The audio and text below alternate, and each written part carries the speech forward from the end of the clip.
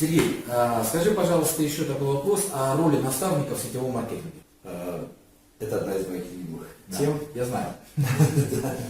Я знаю, что ты знаешь. Роль наставника действительно очень и очень важна.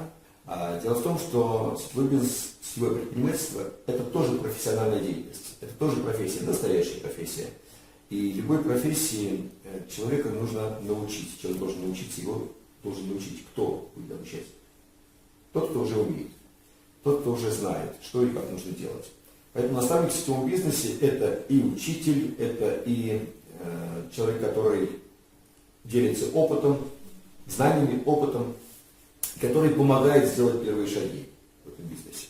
Поэтому действительно роль наставника велика, и заменить это наставничество в сетевом бизнесе ничем невозможно. Невозможно в сетевом бизнесе дать человеку книжку или показать какую-то там видеозапись, чтобы он научился этому бизнесу. Обязательно должен быть кто-то, живой человек, который возьмет за руку или просто предложит свою помощь, покажет несколько встреч, покажет, как он работает вот в этом направлении, в этом направлении, в этом направлении. То есть сделает вместе, покажет, как правильно, как нужно, поделится своими знаниями, своим опытом, что очень важно. И с первых дней в сетевом бизнесе вообще, и особенно с компанией Reflame, когда я стал работать, я для себя решил, что больше всего времени я буду посвящать как раз вопросу наставничества. То есть делиться своими знаниями, своим опытом, накопленным в этом бизнесе.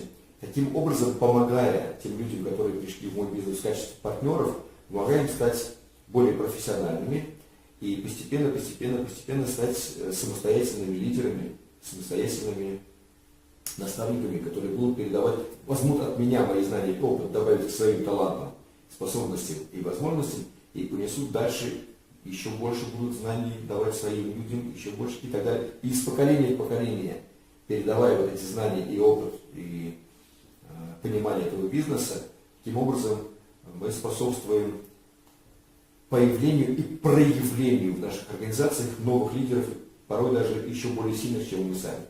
Вот именно таким образом в моей структуре появилось большое количество директоров, и не просто директоров, а настоящих сетевых лидеров с большой буквы, суперпрофессионалов своего дела. И сегодня они как раз возглавляют многие рейтинги, находятся и в топ-15, и в топ-100 России.